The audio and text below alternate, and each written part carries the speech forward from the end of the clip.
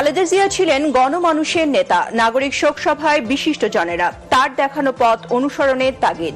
রাষ্ট্রের সর্বোচ্চ সম্মানসূচক উপাধিতে ভূষিত করার প্রস্তাব।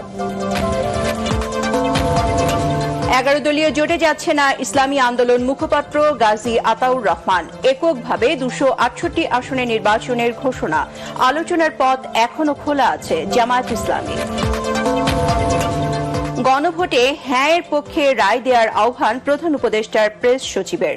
ভোট চাওয়া সরকারের উচিত হচ্ছে না মন্তব্য আমির খসরুর। আপিলে প্রার্থিতা ফিরে পেলেন আরও 18 জন। উচ্চ আদালতের নির্দেশে পাবনায় 1 ও 2 আসনের নির্বাচনী তফসিল নতুন করে ঘোষণা ইসির। এবং উত্তরায় আবাসিক ভবনের আগুনে একই পরিবারের 3 জন সহ 6 জনের মৃত্যু। 19 জন হাসপাতালে চিকিৎসাধীন। বৈদ্যুতিক শর্ট সার্কিট থেকে আগুন ধারণা ফায়ার সার্ভিসের।